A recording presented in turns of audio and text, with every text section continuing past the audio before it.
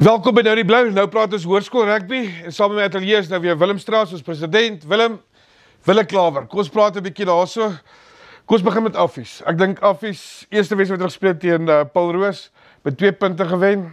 Ja, nee, daar is 'n wonderlike wen en ook om rukkie terug in die Parel toe gelyk op te speel teen Parel Grim. So definitief Affies se bolspan, maar ek dink ons het hulle gesien al hier van onder 16 af. En dit natuurlik beteken ook goed vir die Blou Bulle verteenwoordigende spanne. Hoe meer ons skole individueel kompeterend is, behoort ons dan kollektief as die Bulle ook is lekker sterk kry mee kan alle spanne te. Die wen teen Paul Roos en toe Saterdag se wedstryd teen Boland Landbou het hulle ver gemaklik gewen het. Ek dink dit Affies het hulle speel, soos die vorige episode gesê het, is hulle speel hierdie jaar regtig teen die beste skole in die land. En hulle bring hulle kant. Ek dink Affies het 'n fenominale span, ons het dit geweet. Maar dis altyd maklik om te sê dis jou dream team, maar hulle moet gaan produce. En op hierdie stadium doen hulle dit. Ja, dis fantasties, maar jy weet, ou moet ook baie kyk.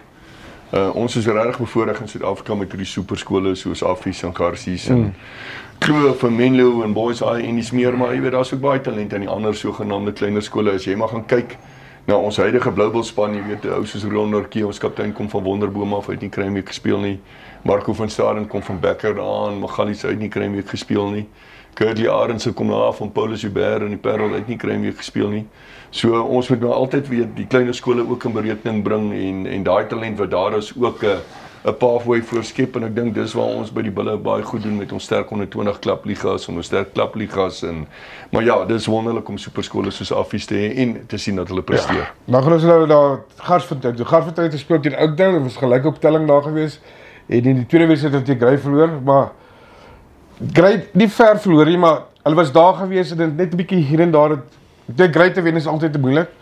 Maar daar was geleenthede gewees en hulle het regtig beïndruk vir my. Ek dink Oudtshoorn wat die mense nie besef nie, toe hulle onder 16 was hierdie matriekgroep was een van die top 5 spanne in Suid-Afrika gewees.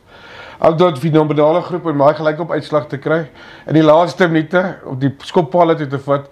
Nou daar's baie debat oor vir Sylvester en die coaching staff is, moet julle maar gegaan het vir die 3 vir die wen nie. Hulle het besluit om die strafskoppe te vat en die wedstryd weer gelyk op te maak.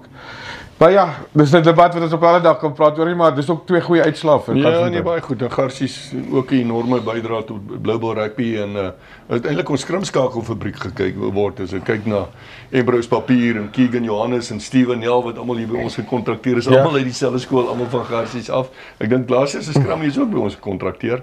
So hulle lewer 'n bydrae, baie goeie bydrae tot Blou Bull Rugby. Selfs by Waterkloof ook 'n goeie toernooi gehad. Eerste wedstryd ver gewen teen Diamantveld. Tweede wedstryd dink was gelyk op gewees. Vir hulle ook om so te gaan, hulle het die vorige naweek verloor teen Nelspruit en teruggekom om vir Diamantveld op Kimberley te wen. Is nie maklik nie, hulle het dit gemaklik gedoen. So ook goeie uitsluit daarso. Dan die derde span, die Barbarians. Ons kies uit ons high performance groep in die skole wat nie daar was nie. Hulle het 2-2 gevat. Ja, daar is baie bemoedigend by so 'n sterk kompeterende kompetisie soos Absa. So ek dink wat ek vir my sê, ons het goeie diepte vanjaar op onder 18 vlak.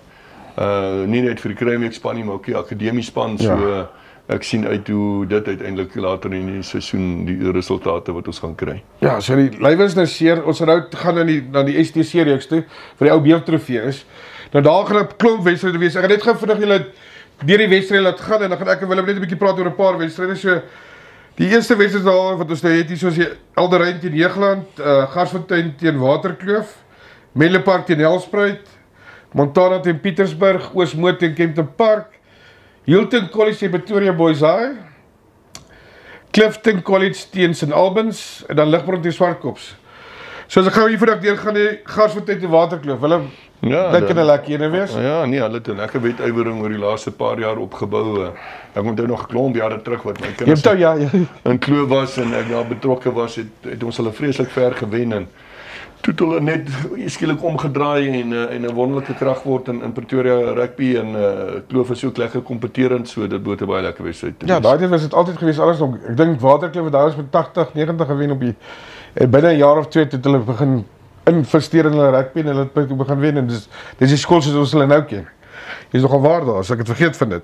Dan Menlo Park teen Nelspruit. Gelukkig speel jy Nelspruit hierso, maar as jy Nelspruit daar gespeel is dit baie moeiliker. Daar's as jy Menlo Park het nou in die Noord-Suid al 2 wedstryde gewen. Hulle het help mekaar gewen in die eerste STC reeks daarso. So Wielenpark het 'n opwaartse kurwe daar. Lyk my ek moes vroeër gewaai het daar. Ja, parkies het regtig kyk nou maar net die uitslae so elke naweek en dit is wonderlik om te sien hulle doen goed van jaar ook en ook weer eens 'n skool wat 'n reuse bydra tot ons rugby lewer. Ons het 'n klomp oud Menlo Park spelers hier in ons stelsel oor die laaste paar jaar. Dr. Henning Gericke ons sielkundige is 'n oud parkie, so dit is belangrik weer eens vir Bloubaai rugby dat dit goed gaan met die Wes. Dan 'n wedstryd wat ek dink gaan baie goed wees is Hilton College wat ook hulle rugby baie goed opgetel het die laaste paar jaar. Hulle het geld gehaal en hulle het produce, né? Teen Pretoria Boys High, Paul Anthony se span. Ja, nee, Pretoria Boys High, jy weet, dit klink soos 'n plaas wat vashou, maar ook 'n skool wat oor baie jare 'n enorme bydrae lewer, nie net op Bloubaai rugby nie, Springbok rugby met die mense so John Smith en Charlie Boyd hulle en dis meer so Paul Anthony natuurlik 'n legende op skoolvlak, so ek is baie bly as dit goed gaan dalk. Dan ook 'n Engelse skool Clifton College teen St Albans. Dit kan ook 'n lekker wees. Dit is twee opkomende Engelse skole wat teen mekaar speel. Ek dink dis die eerste keer in 'n lang tyd dat hulle teen mekaar speel. Ek weet St Albans het baie moeite in Clifton is 'n opkomende skool, soos gesê het.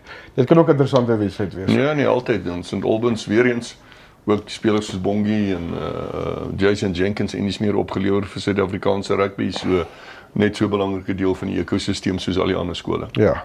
Die voorskale, dit is die wedstryd wat ons het hierdie week vir Saterdag se spanne is baie sterkte. Ons sien uit daarna om julle rugby te sien.